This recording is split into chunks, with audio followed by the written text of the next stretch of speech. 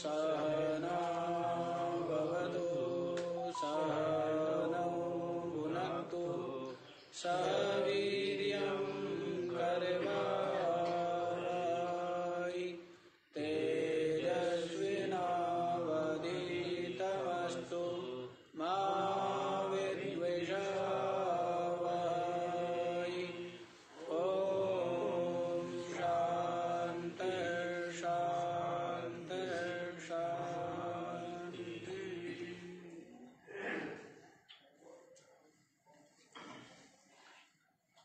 हाँ जी, तो आपको आत्मस्वरूप का सम्यक रूप से कथन कर दिया, और ये जो सामने खड़ा हुआ है प्रलय के समान भयंकर संसार, ये संसार का भी मिथ्यात्व और इसका बाध ये भी कथन कर चुके हैं। इसकी ब्रह्म रूपता भी बतला चुके, इसका मिथ्यात्व भी बतला चुके, और इसका तीनों कालों में अपनी आत्मा में अभाव है, ये भी कथन कर चुके हैं। तो ये सब करने के पश्चात फिर आत्मचिंतन ही करना चाहिए। अब तो और कोई रहा ही नहीं है, एक ही रह गया ना। एक में अनेक भ्रम से भास रहे थे, ये बतला दिया एक ही पारमार्थिक है। और ये जो विकल्प रूप जगत है, चित्त ही इसका मूल है ना। चित्त मूल है, चित्त के द्वारा ही कल्पित है। और जब चित्त नहीं होता सुषुप्ति में, तो किसी को भी ये दृश्य जगत की उपलब्धि नहीं होती है, किसी को भी। चित्ताभावे न कश्चना, बोल दिया ना, चित्त के अभाव में किसी को जगत की उपलब्धि नहीं होती है। इसलिए प्रत्यग रूपे परात्मनि चित्तम समाधेहि, जो अपनी प्रत्यग आत्मा है वही क्या है, परमात्मा। वही क्या है, वही परमात्मा है। प्रत्यग आत्मा परमात्मा में ही अपने चित्त को समाहित करना चाहिए। जो क्या चाहता है, मोक्ष को चाहता है। जो किसको चाहता है, मोक्ष को चाहता है। लेकिन मोक्ष तो कुछ लोग क्या मानते हैं, कुछ कहते हैं कि मोक्ष तो किसी लोक की प्राप्ति मोक्ष है, शिव विष्णु आदि लोकों की प्राप्ति मोक्ष है। तो वो मोक्ष उसको कह सकते हैं थोड़ा सा मोक्ष, लेकिन वो संपूर्ण मोक्ष नहीं है। किसी लोक परलोक में जाना, तो वहां पर गए हैं तो वहां से क्या होता है, योगेश्वर श्री कृष्ण स्वयं कह रहे हैं, आ ब्रह्म भुवनान लोकः पुनरावर्तिनोर्जुन। अर्जुन, ब्रह्मलोक पर्यंत लोकों में जाकर के भी इस जीव को लौटना पड़ता है। क्या होता है, लौटना पड़ता। और योग वासिष्ठ में भी आपने सुन लिया था, ना मोक्षो नभसे पृष्ठे ना पाताले न भूतले सर्वासा संक्षये चेतः क्षयो मोक्ष इतिष्यते। मोक्ष किसी भवन का नाम नहीं है। नभसो पृष्ठे है कहीं आकाश में, कहीं अत्यंत दूर, करोड़ों अरब खरब किलोमीटर दूर है। क्या है, मोक्ष नाम का एक भवन बना हुआ है ना, एक लोक है। तो कहते वशिष्ठ जी महाराज ऐसा नहीं है। ना मोक्षो नभसे पृष्ठे, है ना पाताले, कहीं पाताल में मोक्ष हो ऐसा भी नहीं है, मुक्ति धाम। न भूतले, और धरती पे भी कोई ऐसा स्थान बना हो कि भाई जहाँ पहुंच जाएंगे और मुक्त हो जाएंगे। सर्वासा संक्षये चेतः, चित्त में विद्यमान समस्त आशाओं का क्षय हो जाना, इसी को क्या बोलते हैं? मोक्ष। इतिष्यते, इसी को मोक्ष कहते हैं। चित्त में किसी प्रकार की कोई आशा न रहे, जैसा है वैसे ही पूर्णता अनुभव करें।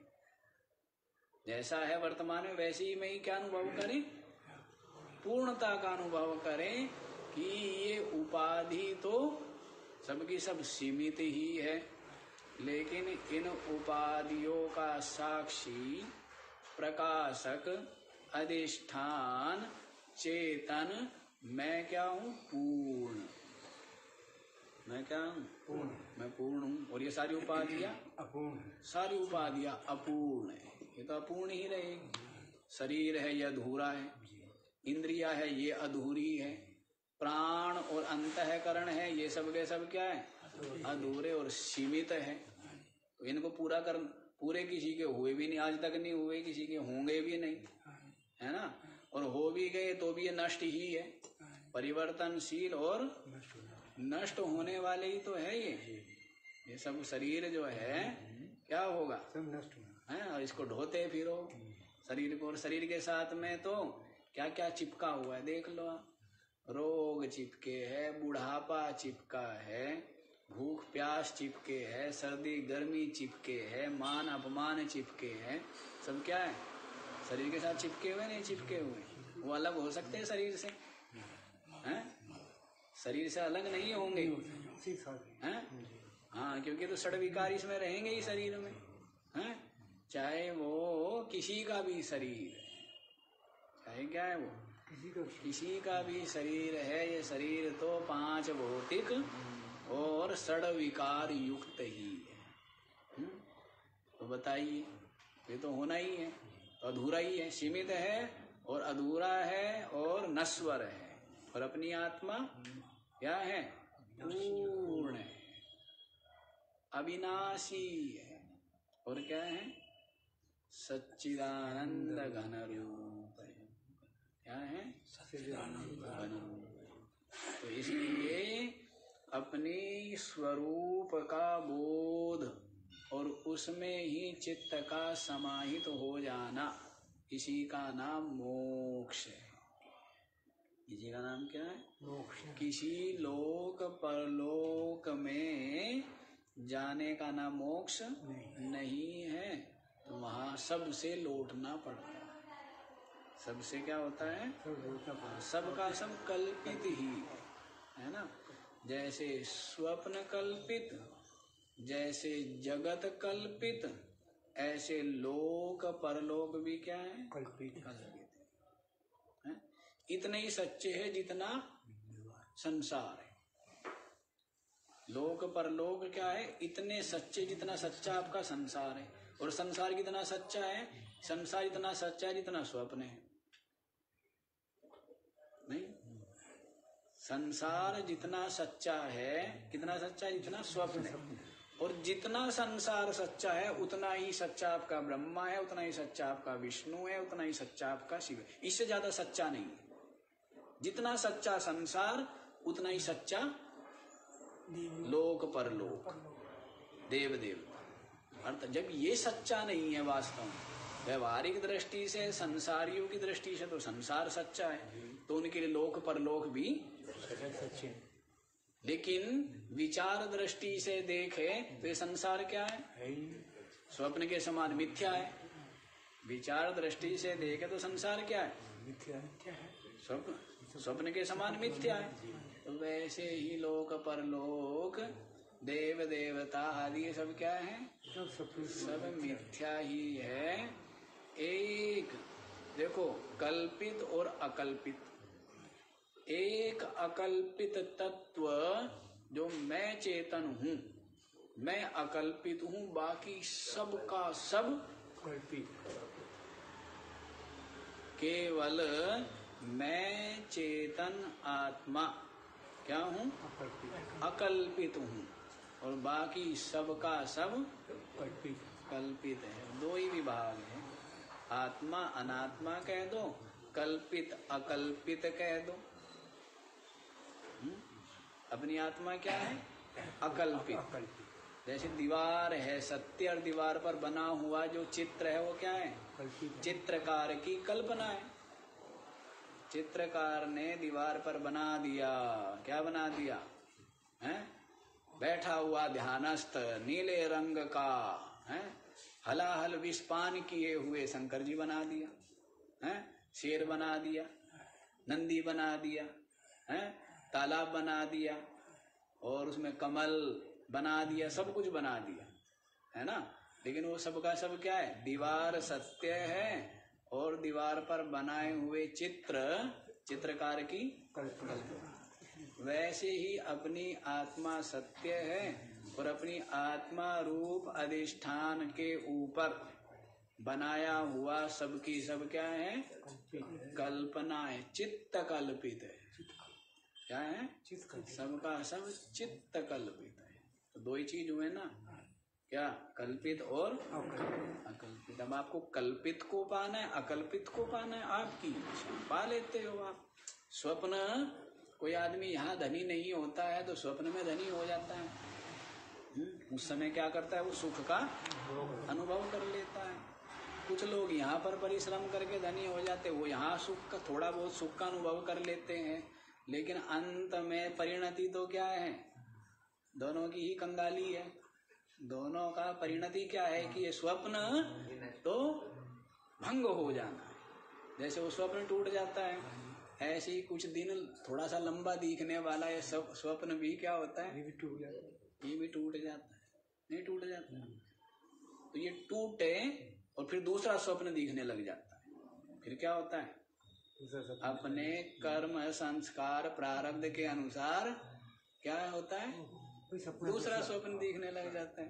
दूसरा स्वप्न कुत्ता बिल्ली जिस जैसे विचार थे, जैसे कर्म थे, जैसा आचरण था, उसके अनुसार वैसा ही क्या दिखने लग जाएगा? स्वप्न।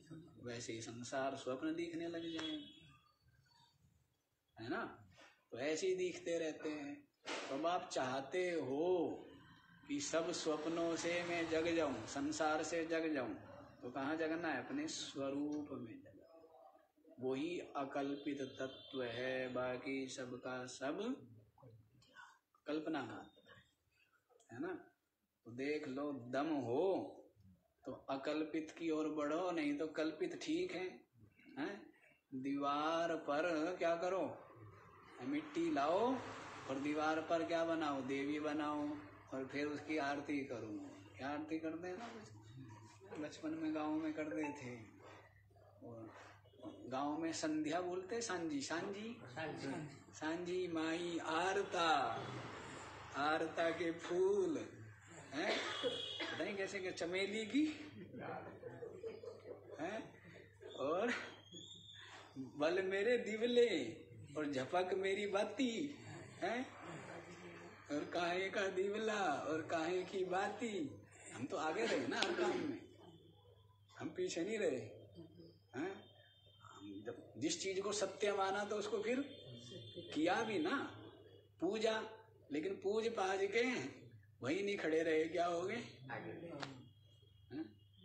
हम तो बड़े कर्मकांडी कहो या बड़े पुजारी कहो, और बाल्यावस्था से वो होती थी ना, भूमिया आदि होते थे, तो हम बचपन से ही 4 बजे स्नान करना है, और वहाँ दीवा जलाना और वहाँ दिया जलाना। हमने दिए जलाने तो आदमी तो बहुत बाद में शुरू करता है, हमने तो बहुत पहले शुरू कर दिए थे। तो सब दिए विए जलाए, वहाँ जलाए, दूर दूर गाँव में जा जाके भी,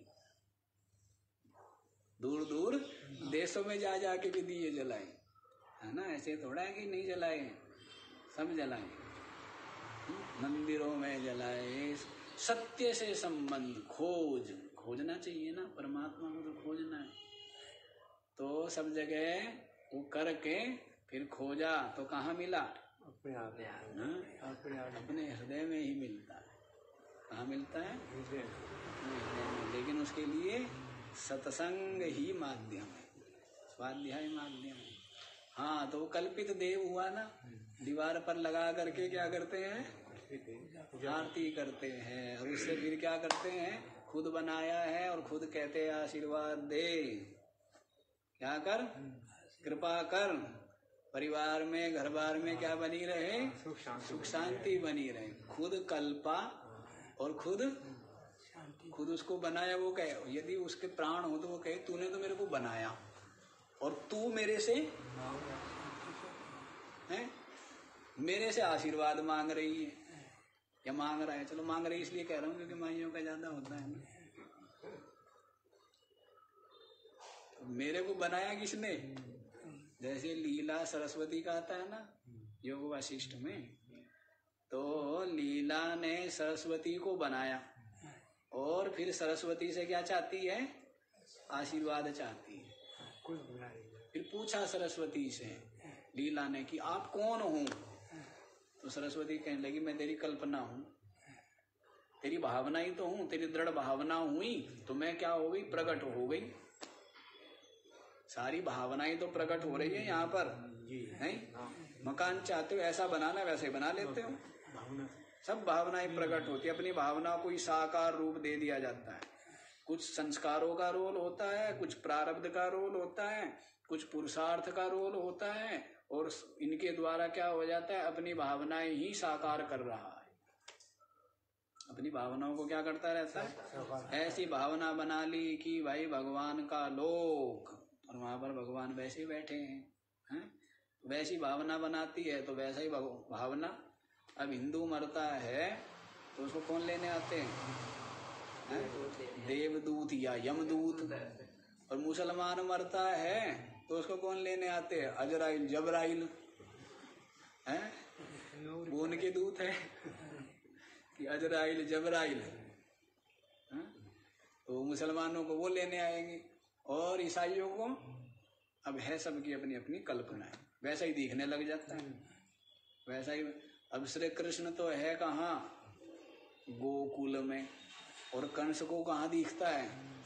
हर जगह वही दिख रहा है। क्यों? काल पता लग गया ना कि उसके हाथों मरेगा तू। काला काला जो होगा ना, काला है, इसीलिए उसका नाम कृष्ण रख दिया। जो काला है उस काले के गांव में कहते हैं ना, अरे काले हैं, तो काले के द्वारा क्या होगा? तेरी मृत्यु होगी। तो अब उसको कंस को क्या दिखता है? सब जगह वही काला काला, कहीं भी काला अंधेरा दिखता है तो वो खड़ा है। तो वैसी भावना है, वैसी ही भावना से भयभीत होता है। तो ये चलता रहता है, सब भावना ही है। भावना ही क्या हो रही है? प्रकट हो जाती है, उनको मूर्त रूप दे दिया जाता है। ये बतला दिया था जी। इसलिए अपने प्रत्यक रूप अपनी आत्मा में ही क्या करना चाहिए? क्या करना चाहिए? अपने चित्त को समाहित करना चाहिए। किसको? उत्तम जिज्ञासु। किसको? उत्तम जिज्ञासु। देखो कई कोटियां हैं, जो उत्तम कोटि, मध्यम कोटि और साधारण। तो साधारण तो जो है वो कर्म कांड में उलझे रहते हैं। जो मध्यम कोटि वाले हैं वो उपासना में लगे रहते हैं, भक्ति में लगे रहते हैं। और जो उत्तम कोटि वाले वो क्या है? वो ज्ञान मार्ग के क्या होते हैं? पथिक होते हैं, अनुगामी होते हैं। और इसमें भी, इस ज्ञान मार्ग पर चलने वाले में भी कई कोटियां है, उत्तम मध्यम कनिष्ठ, है ना? जो कनिष्ठ कोटि वाले हैं वो शास्त्र चिंतन आदि में लगे रहते हैं। जो मध्यम कोटि वाले हैं वो कुछ चिंतन मनन में लगे रहते हैं। और जो उत्तम कोटि वाले हैं तो क्या होते हैं? वो साक्षी भाव अपने तत्व में विराजमान हो करके, और प्रारब्ध का तमाशा कहो उसको देखते हैं। देख लो आप कहाँ पर खड़े हो, कौन सी कक्षा में हो, लेकिन गड़बड़ एक हो रही है। विद्यार्थी तो हो आप 5वीं 7वीं के, और मास्टर जी मिल गए आपको? हाँ? मास्टर जी ज्यादा ऊंचा मिल गया। हाँ? विद्यार्थी तो आप 5वीं 7वीं के हो। इसलिए ज्ञान भी कहाँ का चल रहा है, पढ़ाई कहाँ की चल रही है? हाँ, तो बहुत ऊपर की पढ़ाई चल रही है। चलो पहुंचो। तो आगे वाला श्लोक बताएं। 409वां श्लोक देख लीजिए, यही है ना? किमपि सतत बोधं केवलानन्दरूपम् निरुपममतिवेलं नित्यमुक्तं निरीहम् निरवधि गगनाभं निष्कलं निर्विकल्पम्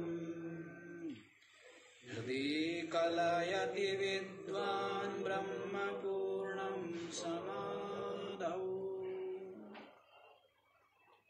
किमपि सतत बोधं केवलानन्दरूपं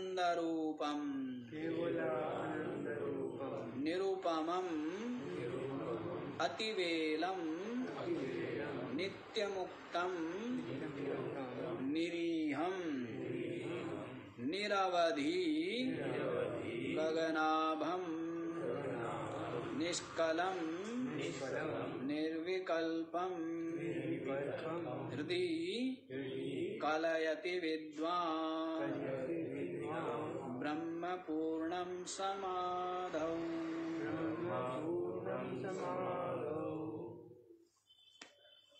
किमपि कोई है, क्या? कोई, किमपि है कोई, क्या? सतत बोधम, कैसा है? निरंतर बोध स्वरूप। निरंतर क्या है? बोधवान जो है, जिसको हम क्या कहते हैं? चिद, क्या बोलते? ज्ञान रूप। निरंतर क्या है? ज्ञान स्वरूप चिद सतत बोधम केवलानंद रूपम। तो देखो इसमें क्या बता दिया है, इसमें सत चिद और आनंद को बता दिया। क्या क्या बताया है? किमपि माने कोई है, इसमें क्या बताया? सतपना। क्या बता दिया? सतपना, कुछ है। सत्ता तो सिद्ध हो रही है ना, कुछ तो है।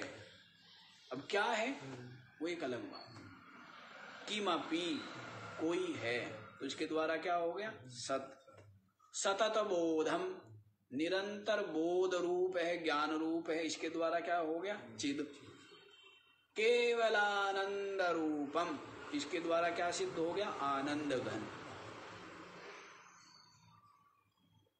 हाँ जी, है ना? इन तीन शब्दों के माध्यम से क्या बता दिया? सद, सतघन, चिदघन और आनंद घन। किमपि कोई है, तो क्या हो गया? सतघन। सतत बोधम, निरंतर ज्ञान स्वरूप, जिसके ज्ञान का, बोध का कभी लोप नहीं होता है, तो क्या हो गया वो? चिदघन। और केवलानंद रूपम, केवल आनंद रूप है। क्या है? केवल आनंद रूप है। केवल आनंद रूप है, अर्थात दुख का, क्लेश का उसमें प्रवेश नहीं है। केवल आनंद रूपम अर्थात आनंद घन। क्या है? आनंद घन। ऐसा कोई है। निरुपमम, आगे देखो क्या बोल रहे हैं, क्या कह रहे हैं? जिसकी उपमा नहीं दी जा सकती। जिसकी उपमा नहीं दी जा सकती। उपमा तो तब दी जाए जब दूसरा कोई हो, जो क्या है? अद्वितीय है, एक है, केवल है, तो उसकी उपमा नहीं दी जा सकती। निरुपमम, उपमा रहित। क्या है? कोई सादृश्यता नहीं दी जा सकती है। कोई उसके सदृश है ही नहीं। अपनी आत्मा के सदृश और कोई दूसरा है ही नहीं। निरुपमम अतिवेलम, और क्या है जो वेला है ना, वेला काल, तो काल से क्या है, कालातीत है, काल की पहुंच नहीं है। ये जो काल है जिसने क्या किया है, सबको खा गया है, सबको ग्रसा हुआ है, सबका सब काल के मुख में ही है, सबका सब क्या है, काल के मुख में। ब्रह्मा मर गया, विष्णु मर गया, शिव भी मर गया, सब मर जाते हैं, लेकिन कौन नहीं मरता, जो चेतन तत्व है अपनी आत्मा, वो कभी मरता नहीं। बाकी सबके सब मरने वाले, बाकी सबके सब क्या है, सब मर जाते हैं, सबको मार देता है कौन, काल। लेकिन अपनी आत्मा के समीप जाके काल भी मर जाता है। अपनी आत्मा के समीप जाके जिस काल ने सबको मारा, वो काल भी मर गया, है ही नहीं, सत्ता ही नहीं बेचारे, प्राण बचाता फिरता रहता है। ज्ञानियों के सामने काल क्या करता है, प्राण बचाता फिरता है, फिर भी बचते नहीं, और अज्ञानियों को छोड़ता नहीं है, अज्ञानियों को हर क्षण मारता रहता है। काल, अविवेक, मूढ़ता, मोह, लोभ आदि आशा तृष्णा क्या करते हैं, इस जीव को निरंतर मारते हैं, है ना, अज्ञानी को। लेकिन जो बोधवान है, वहां पर जाकर के काल बेचारा क्या होता है, खुद मर जाता है। तो अपनी आत्मा क्या है, अतिवेलम, कालातीत है, काल भी वहां पर विलय हो गया, भस्म हो गया। क्या हो गया, अपने में ही समा गया।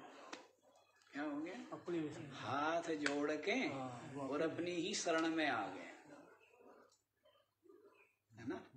हाथ जोड़ के सबके सब क्या होते हैं, अपनी शरण में आकर के और अपने में ही क्या हो जाते हैं, एकाकार। संपूर्ण विश्व, संपूर्ण द्वैत, संपूर्ण अनात्मा, ब्रह्मांड, संपूर्ण काल का सारा खाजा क्या होता है, अपने में ही अपने स्वरूप में विलय हो जाते हैं।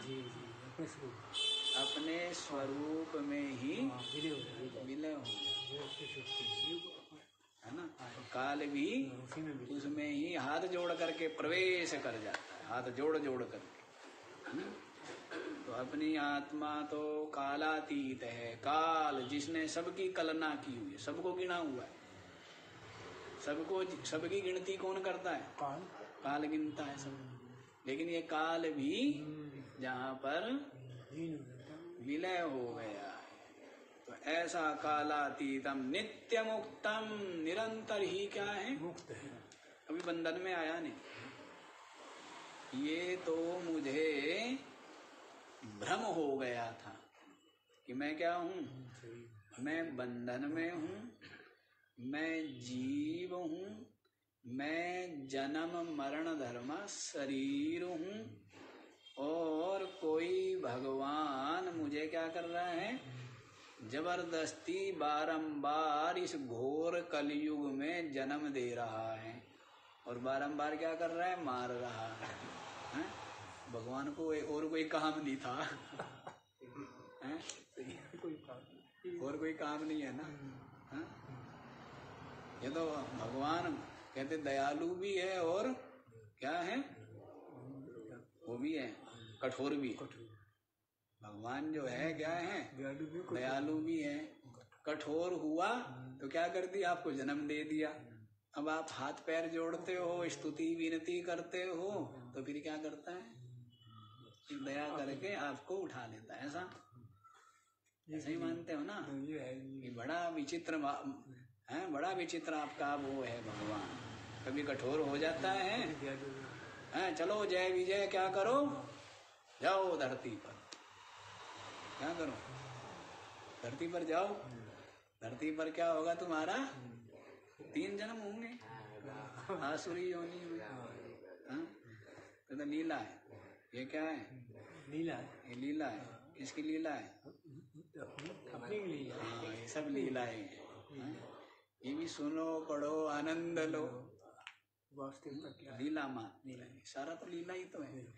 अपनी आत्मा से भिन्न सबका सब खेल, सब नाटक, सब लीला है ना। तो भगवान क्या होता है, कभी कठोर हो गया, फिर दया आ गई, फिर आपने क्या किए? विनय संपन्न होकर के प्रार्थना की, स्तुति की, तो फिर क्या आ गई? भगवान को दया आ गई। तो कहने लगे भाई चिंता मत करो, मैं भी आऊंगा तुम्हारे साथ साथ, हैं, और तुम्हारा क्या करूंगा? उद्धार करूंगा। अब ये सब लीला मात्र है। क्या है? लीला मात्र तू केवलम, केवल लीला मात्र। तो अपनी आत्मा क्या है? नित्य मुक्तम, नित्य ही मुक्त है। किसको मुक्ति चाहता है तू? तो मुक्ति है, मुक्त ही है।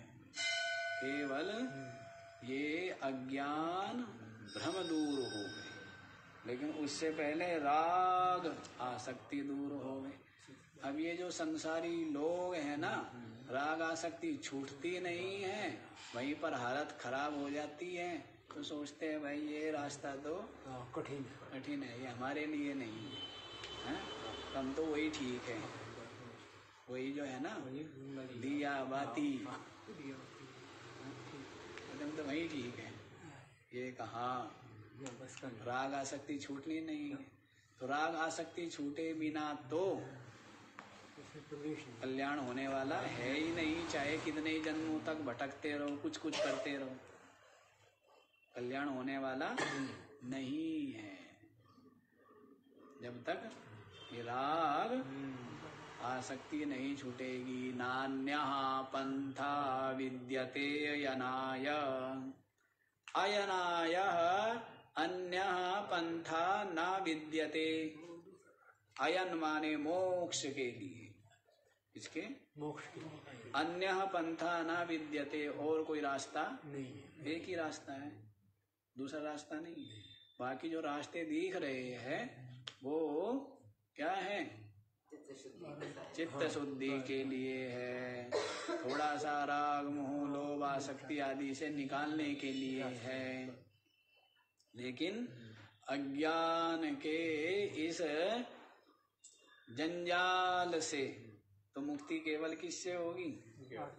इस ज्ञान से ही होगी। इस ज्ञान से कि मैं चेतन आत्मा हूँ और ये सारा का सारा द्वैत प्रपंच मुझ में कल्पित है, भ्रांति से प्रतीत हो रहा है, ये मिथ्या है। इस ज्ञान के द्वारा ही बोध होगा कि मैं तो नित्य मुक्तम, नित्य मुक्त हूँ, निरीहम। फिर मुझ में किसी प्रकार की ईहा, इच्छा की संभावना होगी क्या? नहीं होगी। मुक्त में होती है संभावना या बंधे में? बंधे में होती है। जो बंधन में है उसमें क्या होती है? इच्छा होती है, इच्छा होती है, चाहना होती है। और जो क्या है? नित्य मुक्त है, तो उसमें कोई चाह होगी क्या? तो कोई चाह नहीं। नित्य मुक्तम निरीहम क्या है? ईहा रहित है, किसी प्रकार की इच्छा नहीं है। इच्छा नहीं है तो कोई चेष्टा भी नहीं है। इच्छा नहीं है तो क्या है? कोई चेष्टा नहीं। हाँ, बस सहजता। क्या है? सहजता। निरावधि गगनाभम, और क्या है? आकाश के समान निरावधि, अवधि से रहित है, सीमा से रहित है, असीम है, अपार है। ऐसा है अपनी आत्मा, अवधि अपार स्वरूपमम। लहरी विष्णु महेश, विधि रविचंदा वरुण यम शक्ति धनेश गणेश। निश्चल दास जी महाराज ने मंगलाचरण ही ऐसा किया। अवधि अपार स्वरूप मम, मैं क्या हूँ? अपार हैं? अपार समुद्र के समान मेरा स्वरूप है। अवधि माने समुद्र, हैं? समुद्र के समान अपार क्या है? मेरा स्वरूप है। लहरी विष्णु महेश, समुद्र में क्या होती है? ऐसे ही मुझ आत्मा में ब्रह्मा विष्णु महेश तो क्या है? लहर मात्र। लहरी विष्णु महेश, विधि रवि चंदा वरुण यम शक्ति धनेश गणेश, और भी जितने देवता है आपके, विधि ब्रह्मा, विधि रवि सूर्य, विधि रवि चंदा वरुण यम। यमराज का तो वो डर लगता है आपको, लेकिन बताया ना यमराज भी डरता है। किससे डरता है? काल से, अपनी आत्मा से, है ना। यमराज भी क्या है? वो भी बेचारा मर जाता है। यमराज भी मर गया, सब मर गए। सबके सब क्या है? अपने सेवक है। सबके सब क्या है? सेवक है। लहर मात्र है। शक्ति, अभी तो शक्ति के 2 दिन चल रहे थे ना। शक्ति, हाँ, वही आरती क्या क्या करते हैं पता नहीं। हमारा विषय बाद में नहीं रहा ये कर्म कांड का। 8 दिन होते हैं, 9 दिन होते हैं? 9 दिन हैं। 9 दिन होते हैं। अच्छा, ये रूप कितने मानते हैं? 8 रूप या 9 रूप?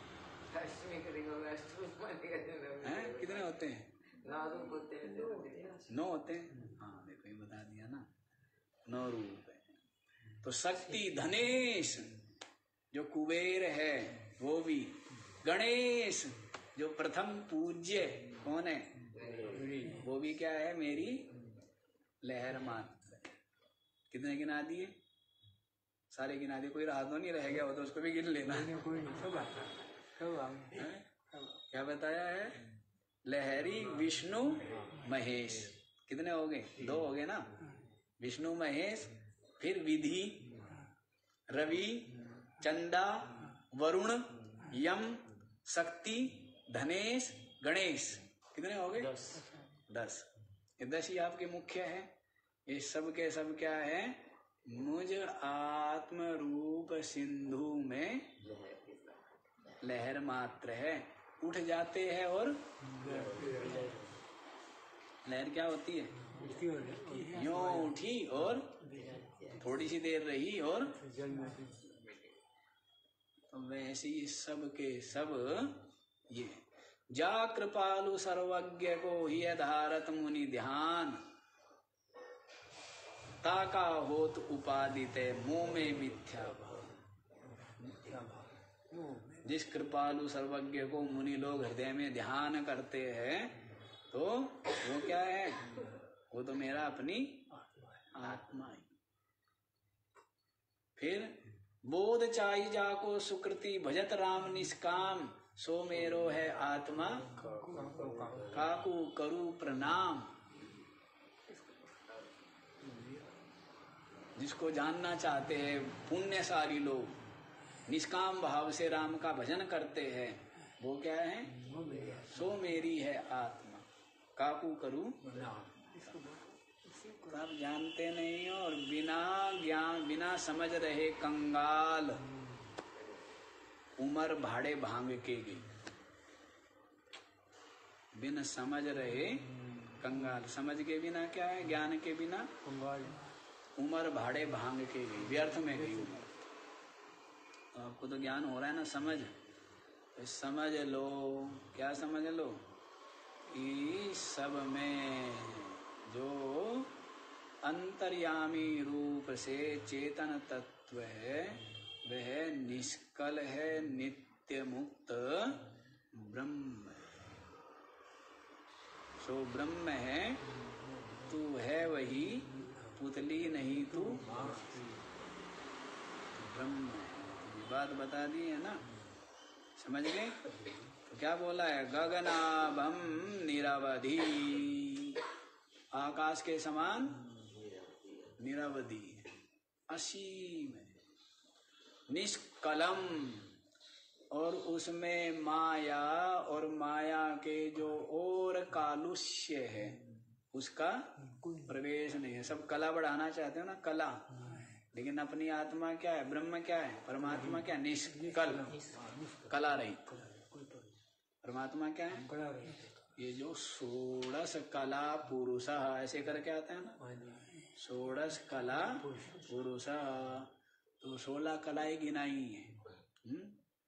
हाँ, उसमें हम थोड़ा वो रहते हैं, सारी याद नहीं है, मंत्र तो आता है कौन से उपनिषद में आता है, तो उसमें नाम है नाम रूप कर्म श्रद्धा, इस तरह से करके आते हैं। ये 16 कलाएं।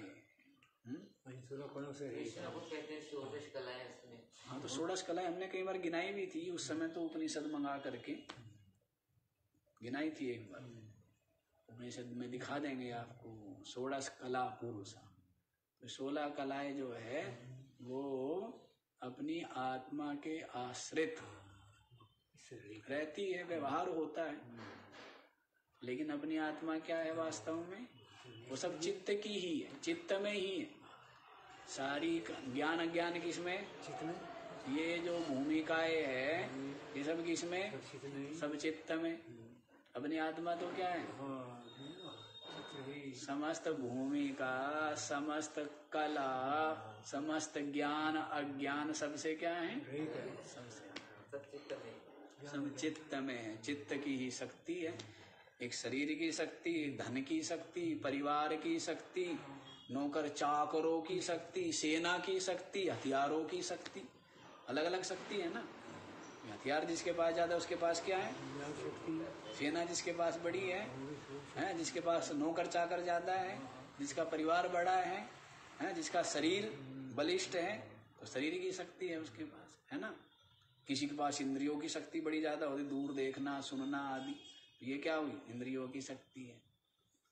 ये क्या है, ये शक्ति कोई चित्त की शक्ति है, लेकिन ये सब की सब शक्ति किससे है, आत्मा की सत्ता से। देखो, अभी आपकी आंखों में देखने की शक्ति है, आपके पैरों में चलने और दौड़ने की शक्ति है, आपके हाथों में लेने देने करने धरने की शक्ति है, लेकिन ये सब की सब शक्तियां कब काम कर रही है, जब सूर्य का प्रकाश है। सूर्य के प्रकाश में देखने, आंखों के देखने की शक्ति काम कर रही है, और पैरों की दौड़ने की शक्ति काम कर रही है, और हाथों की शक्ति काम कर रही है। सब किसमें कर रही है ना। प्रकाश ना, अंधेरा ना हो, चुपचाप बैठ जाओगे, ऐसे बैठ जाओगे जैसे कि आपसे सब कुछ छीन लिया है, तो बैठ जाओ भाई, बैठ जाओगे, हिलना भी नहीं कि टकरा जाओगे। होता है ना, भीड़ ज्यादा हो तो क्या, बैठ जाओ बस, जहां जो है वहीं पर खड़ा रहे। प्रकाश में है ना, तो प्रकाश की सत्ता, और प्रकाश में कोई शक्ति नहीं है। देखे तो प्रकाश में ना देखने की शक्ति है, ना चलने की शक्ति, ना करने की शक्ति, ऐसा केवल क्या है, और सारी शक्ति उसमें है। सारी शक्ति किसमें, प्रकाश में, और वास्तव में कोई विशेष उसता उसमें नहीं है, केवल क्या है, सत्ता मात्र से। तो सब कुछ वैसे ही अपनी जो आत्मा है ना, चेतन, उसकी सत्ता से चित्त शक्ति काम करती है, इंद्रिय शक्ति काम करती है, प्राण शक्ति, शरीर शक्ति है, परिवार, और ये सब शक्तियां कब है, अपनी सत्ता, चेतन की सत्ता से। और अपनी चेतन की सत्ता ना हो तो सबकी सब शक्ति क्या हो जाती, शक्तिहीन हो जाती। सबके सब क्या हो जाते हैं, निष्क्रिय हो जाते, शक्तिहीन हो जाते हैं। तो शक्ति किसकी है, अपनी चेतन की है ना। तो अपनी जो चेतन आत्मा है वो क्या है, निष्कलम, उसमें कोई कला नहीं है, कोई कालुष्य नहीं है, किसी प्रकार की कलना नहीं है ना, वो निष्कल है, निर्विकल्पम, और क्या है, विकल्प रहित है, उसमें कोई विकल्प नहीं। कोई विकल्प विकल्प नहीं है, क्योंकि वो एक अद्वितीय है, क्योंकि वो पूर्ण है। विकल्प किसमें होते हैं? अधूरे में होते हैं। विकल्प किसमें? अधूरे में। और जो पूर्ण है, परिपूर्ण है, एक है, तो उसमें विकल्प की संभावना बनेगी।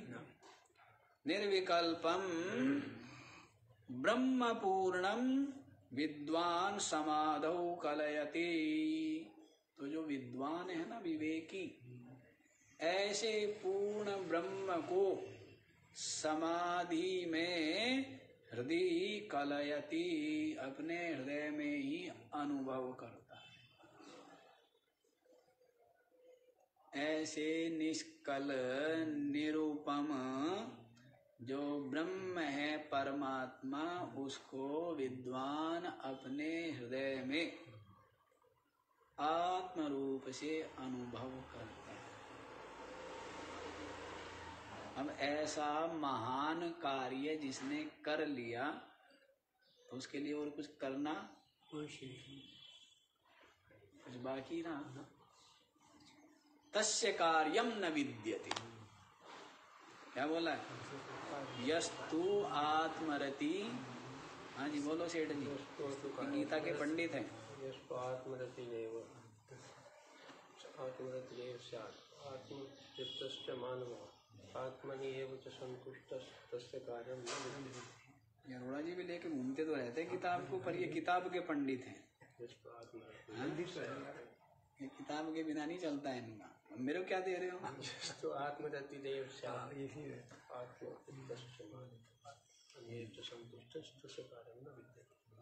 यस्तु आत्मरतिरेव स्यादात्मतृप्तश्च मानवः आत्मन्येव च संतुष्टः तस्य कार्यं। यस्तु आत्मनि एव रतिः। किसमें रति है, किसमें प्रीति है? अपनी आत्मा। आत्मनि एव रति। समझ रहे हैं ना? न तो जगति, जगत में रति नहीं है। किसमें रति है? आत्मा। आत्मनि एव। अपनी आत्मा में ही जिसका चित्त अनुरक्त है, उसमें ही क्या है? ठहरा हुआ है। उसी में उसकी ही प्रीति, उसके ही राग अनुराग से क्या है? संयुक्त है। आत्मरति एवा। क्या बोल दिया? एवा। फिर आगे क्या बोलना है? यस्त्वात्मरतिरेवा स्यादात्म तृप्तः। अपनी आत्मा में ही तृप्त है, इसलिए रति भी किसमें है? अपनी आत्मरतिवान और आत्मनि एव तृप्तः। अन्य की आकांक्षा कहाँ रहेगी? फिर और ही रति होगी क्या? जो अपनी आत्मा में तृप्त है, तो उसको आत्मा की ही रति हो सकती है, अन्य की रति नहीं। प्रीति रुचि नहीं हो सकती। आत्म तृप्तश्च मानवः आत्मन्येव च संतुष्टः। और क्या है? अपनी आत्मा में ही तृप्त है, संतुष्ट है, और आत्मा में ही क्या है? प्रीति, अनुरक्त है। आत्मा में अनुरक्त, आत्मा में तृप्त, आत्मा में संतुष्ट। तस्य कार्यम आत्मानं चेत् विजानीयात् अहमस्मि इति पुरुषः किमिच्छन् तस्य कामाय शरीरं मनुष्यं। इसी को समझ लो ना। उसको समझाने चला जाऊंगा तो फिर पंचदशी आ जाएगी, है ना? तस्य कार्यम, उसके लिए कोई कर्तव्य कार्य नहीं है जो आत्मा में ही ठहरा हुआ है। उसके पूर्ण हो गया ना, पूर्ण। तो ऐसा जो विद्वान है समाधौ। अब ये थोड़ा सा भेद समझ लो। आप पूछते रहते हो ना। समाधौ आत्मनि हृदि पूर्णम ब्रह्मा कलयति। समाधि में देखो ज्ञानी की दो अवस्था है, एक तो क्या है समाधि और दूसरा हुआ व्यवहार। ठीक है, एक तो क्या हुई समाधि अवस्था और दूसरा समाधि अवस्था से उत्थित होकर के फिर क्या है प्रारब्ध के अनुसार व्यवहार में आ गया। तो दोनों में बहुत थोड़ा सा भेद है। दोनों में क्या है वो तो बोध उसका बना है, उसके ज्ञान का कभी लोप नहीं होता है, विस्मृति नहीं होती है व्यवहार में भी। लेकिन समाधि में क्या अनुभव करता है, बिल्कुल अद्वितीय पूर्ण सच्चिदानंद ब्रह्म का ही अनुभव करता है। वहां पर समाधि में द्वैत की दृश्य की गंध भी नहीं। इस दृश्य द्वैत की क्या है गंध भी नहीं। जब व्यवहार में आता है तब ये जो जगत है ये मिथ्या स्वप्न के समान उसको प्रतीत होता है और प्रारब्ध के अनुसार उपाधियों के द्वारा व्यवहार होता है। लेकिन वो फिर भी साक्षी रूप चिद रूप होकर के ही विराजमान। शरीर आदि उपाधियों के द्वारा, मन बुद्धि आदि उपाधियों के द्वारा यथावत व्यवहार करते हुए भी वो अपने आप को क्या जानता है, निष्कल चेतन आत्मा सच्चिदानंद साक्षी रूप अपने को जानता है। क्यों? क्योंकि समाधि में उसने उपाधियों से अलग अपने आप का अनुभूति प्राप्त कर ली है। वैसे तो एक बार अनुभव कर लेना, अनुभूति कर लेना ही पर्याप्त है। तो एक रास्ता होता है, रास्ता मिल जाता है। जैसे एक बार आप गंगा जी चले जाए, कोई भी आदमी नया आया तो वो क्या कहेगा कि मेरे को एक बार भाई, और उसके बाद तो मैं अपने आप है ना। तो एक बार की बात होती है, वो एक बार नहीं हो पाता है संसारियों से।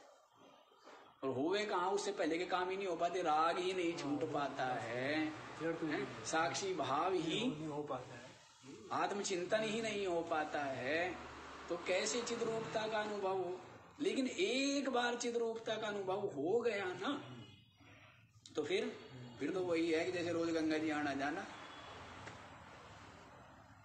फिर कुछ नहीं है। समझ आ रहा बाबा जी। समाधि में एक बार ये आपका चित्त समस्त विचारों से शून्य होके एक बार क्या हो जाए, विलय हो गया, और नींद भी नहीं आई। चित्त क्या हो गया, शून्य हो गया और नींद भी नहीं आई। तो वो जो चिन्ह मात्रता, सदमात्रता, आनंद मात्रता रहती है, वही क्या है, वही अपना स्वरूप। तो एक बार वो बोध हो जाता है तो फिर क्या है, फिर तो ऐसा है कि रोज गंगा जी जैसे एक बार रास्ता देख आए हैं। और व्यवहार में भी क्योंकि मन देखो चिपकाव रहता है ना, स्थूल बुद्धि वाले संसारी का तो शरीर में चिपकाव रहता है। जो थोड़ा सत्संग आदि सुनते हैं वो इतनी तो समझ आ जाती है कि शरीर तो जन्म मरण धर्म है, 5 भौतिक है, हाड़ मांस का पुतला है, मैं तो इससे अलग हूँ। तो अपने आप को फिर मन बुद्धि के रूप में मानता है।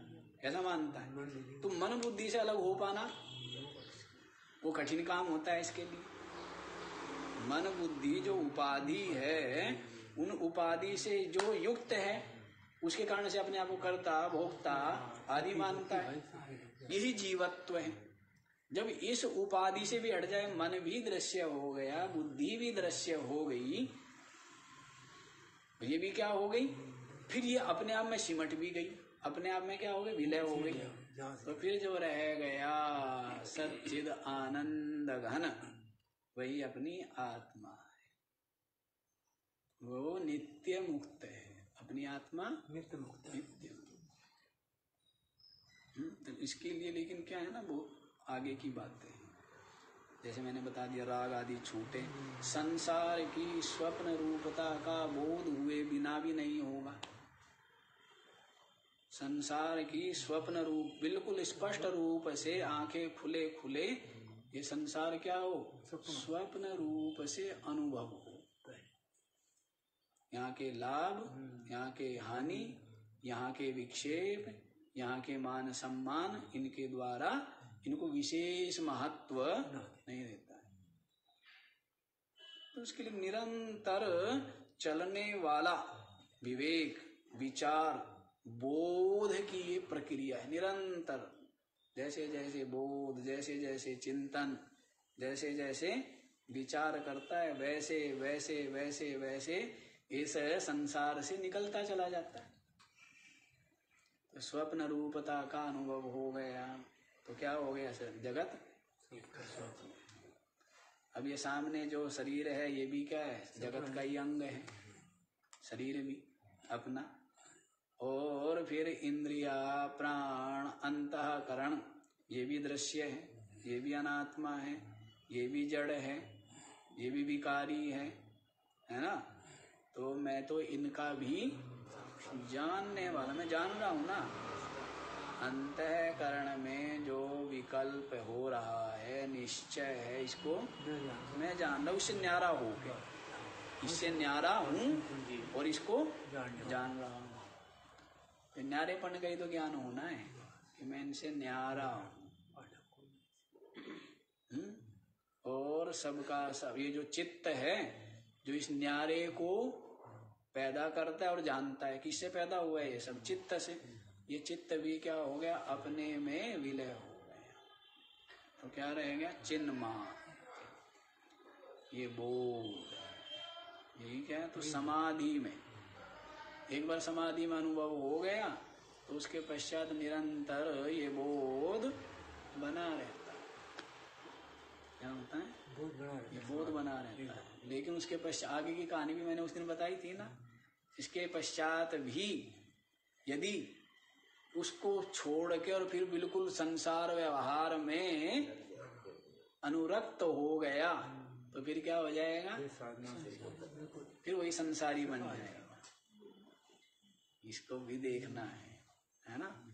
क्योंकि ये जो संस्कार है ना, ये प्रारब्ध तो शेष है ही, और ये संस्कार पीछा तब तक, जब तक प्रारब्ध है तब तक ये संस्कार पीछा छोड़ते नहीं।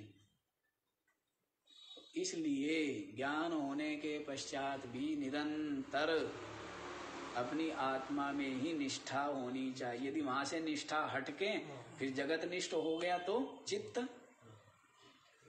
ये चित्त आपका बड़ा विचित्र है ना। पता नहीं कहाँ आनंद लेने लग जाता है। कभी घर में सुख मानता है और फिर कभी परदेश में सुख मानता है, वहां रम जाता है। जहां रम जाए ये चित्त जो है ना, बालक जो है वो विद्यालय नहीं जाना चाहता है। कुछ समय बाद, कुछ समय विद्यालय जाता है, फिर विद्यालय में इतना मन होता है अपने साथियों में खेलने कूदने, फिर घर आना मन नहीं करता। तो ऐसा ही है आपका मन, नहीं है? बालक के मन में और संसारी के मन में कोई भेद नहीं, ऐसा ही है। पता नहीं जहाँ पर पहले दुख अनुभव कर रहा था वहां पर क्या अनुभव करने लगता है, विद्यालय जाना नहीं चाहता था बच्चा, हैं, रोता था। बच्चे बड़े रोते हैं कि जाना नहीं चाहते, और फिर तो वहीं पर आनंद लेते हैं। ऐसा है इसका विचित्र काम। ये जीव ऐसा ही है। चित्त आपका बहक ना जाए तो क्या रहना चाहिए, अपनी आत्मा का बोध, अपनी आत्मा में ही विराजमान रहना चाहिए। कौन जो अत्यंत वैराग्यवान है तो वो तो पहुंच भी जाता है और वहीं पर ठहर भी जाता है। पहुंचेगा कौन, केवल वैराग्यवान, वही पहुंचेगा और वही ठहरेगा। जो वैराग्यवान नहीं है वो पहुंचेगा ही नहीं, ठहरने की बात तो दूर की है, वो तो संभव ही नहीं। ठहरेगा जब पहुंचा ही नहीं। अच्छा जी, आगे देख लो ना इसको, समय भाग जाता है। समझ आ गया ये वाला? किमपि कोई है, तो ये सदरूप बता दिया था। कोई जो निरंतर बोध रूप, केवल आनंद रूप, उपमा रहित, कालातीत, नित्य मुक्त और इच्छा रहित, गगन के समान असीम, निष्कल, निर्विकल्प जो पूर्ण ब्रह्म है, उसको समाधि में विद्वान हृदय कलयति, अपने हृदय में आत्म रूप से क्या करता है? अनुभव करता। उसके बराबर पुण्यशाली, भाग्यशाली कोई है उसके बराबर, जिसने निष्कल, निरंजन, निर्विकल्प जो सच्चिदानंद ब्रह्म है, उसको आत्म रूप से अपने हृदय में अनुभव कर लिया है। उसके बराबर कोई है? उसके बराबर कोई भाग्यशाली, पुण्यशाली नहीं, कोई महात्मा नहीं। तो ऐसे विद्वान ने क्या किया है? समाधौ, समाधि काल में, समाधि काल में पूर्णम ब्रह्म हृदय कलयति, उस पूर्ण ब्रह्म को हृदय में आत्म रूप से अनुभव कर। तो क्या हो गया है? वो ब्रह्म है, ब्रह्मविद ब्रह्मैव भवति। जो ब्रह्म को जानने वाला है वो क्या हो जाता है? ब्रह्म है। ज्ञानी त्वात्मैव मे मतम, क्या कहा है? ज्ञानी तो मेरी अपनी आत्मा ही। प्रियो ही ज्ञानिनोत्यर्थम अहम साचा मम प्रिया, ऐसे भी करके आया है। ज्ञानी मेरे को अत्यंत प्रिय है और मैं ज्ञानी को अत्यंत प्रिय हूँ। ये तो एक ही बात है ना? नहीं, एक ही बात। आप किसी का से प्रेम करते हो, वो भी क्या करता है? आपसे प्रेम कर, जो देंगे वही तो मिलता है। द्वेष करोगे तो वो क्या करेगा? वो भी द्वेष करेगा। तो वैसे ही कह रहे हैं कि ज्ञानिनः अत्यर्थम प्रिय, प्रियो ही ज्ञानिनोत्यर्थम। ज्ञानी को मैं अत्यंत प्रिय हूँ। अहम साचा मम प्रिय, और मेरे को भी वह क्या है? प्रिय है, अत्यंत प्रिय, अर्थात अपनी आत्मा ही तो है। और यही तो कहा है, आत्मनस्तु कामाय सर्वम प्रियम भवति, बृहदारण्यक उपनिषद में याज्ञवल्क्य जी महाराज क्या कहते हैं? आत्मनस्तु कामाय सर्वम प्रियम भवति, अपनी आत्मा के लिए ही सब कुछ प्रिय है। और परम प्रिय क्या है? अपनी आत्मा। परम प्रिय क्या है? परम प्रिय अपनी आत्मा है, और अपनी आत्मा के लिए ही क्या है? सब कुछ प्रिय है। न माता कामाय माता प्रियम भवति, न पुत्र कामाय पुत्रम प्रियम भवति, न धन कामाय धनम प्रियम भवति, ऐसे करके गिना दिया ना उसमें। न पति कामाय पति प्रियम भवति, न जाया कामाय जाया प्रियम भवति, आत्मनस्तु कामाय सर्वम प्रियम। पति पति के लिए प्रिय नहीं है, अपने लिए प्रिय है। पिता पिता के लिए प्रिय नहीं है, अपने लिए प्रिय है। माता माता के लिए प्रिय नहीं है, अपने लिए प्रिय है। पुत्र पुत्र के लिए प्रिय नहीं है, अपने लिए प्रिय है। धन धन के लिए प्रिय नहीं है, अपने लिए। सबका सब किसके लिए प्रिय है? अपने लिए प्रिय है। अपना आप शरीर को मानते हो, हैं? लेकिन अपना क्या है? अपना आपा अपनी आत्मा है। तो अपनी आत्मा के लिए ही सब प्रिय है, और अपनी आत्मा परम प्रिय है। अपनी आत्मा क्या है? परम प्रिय अपनी आत्मा है। हनुमान जी तो शरीर को कहते हैं ना, सबको देह परम प्रिय स्वामी, मारे मोहि कुमारक कामी, जे मोहि मारा ते मैं मारे, राते बांधे तने तुम्हारे। हनुमान जी कहते हैं ना, हाँ? सबको देह परम प्रिय स्वामी। संसारिक बात, ये शरीर तो सबको प्यारा है, अपना अपना शरीर। तो सब जो है मेरे को मार रहे थे, जिसने मेरे को मारा मैंने पटक दिया, और क्या है, हाँ? तो वैसा ही है। लेकिन ये शरीर तो किसके कारण से प्रिय है? आत्मा के कारण से प्रिय। पड़ा रह जाता है। क्या रहता है? पड़ा रहता है। चीलों का, गिद्धों का भोजन ये शरीर है, हाड़ मांस का लोथड़ा, इसका भोजन है। चील गिद्धों का भोजन है, पड़ा रह जाता है। तो किसके लिए प्रिय है? ये भी अपनी आत्मा के लिए प्रिय है। ये पड़ा है, सब क्या है? सब पड़ा हुआ है। उठा करके जला आते के सबसे दुर्गंध ही दुर्गंध है। सारे में क्या होती है? दुर्गंध, अशुचि हो जाती है, अपवित्र। छुए तो भी स्नान करना पड़ता है, वस्त्र सहित। क्या करते हैं? वस्त्र सहित स्नान करते हैं ना। इस शरीर को पाके लाभ क्या है? लाभ तो यही है कि जो सेवा हो गई, जो सत्संग हो गया, और जो साधना करके अपने चित्त की निर्मलता प्राप्त करके क्या कर लिया है? अपनी आत्मा का अनुभव कर लिया है। यही इस मानव तन की सार्थकता है। बाकी क्या सार्थक? कपड़ा पहनने में सार्थकता है क्या? है? या कुछ और मिठाई खाने में, या कुछ और महल मंजिल बनाने में सार्थकता? सार्थकता इतनी ही है, इस शरीर को पा करके जिसने क्या कर लिया है? सेवा, सत्संग, सत्कर्म आदि के द्वारा अपने चित्त को निर्मल बना लिया पहले तो, और फिर ये ज्ञान प्राप्त करके अपनी आत्मा का ब्रह्म रूपता का अनुभव कर लिया है कि मैं क्या हूँ? अद्वितीय पूर्ण ब्रह्म निर्विकल्प जो सच्चिदानंद ब्रह्म है वो मैं हूँ। ऐसा अनुभव प्राप्त कर लिया है। तो वो जो चाहे बच्चा हो, चाहे जवान हो, चाहे बूढ़ा हो, शरीर वो क्या है? मुक्त है। वो क्या है? मुक्त।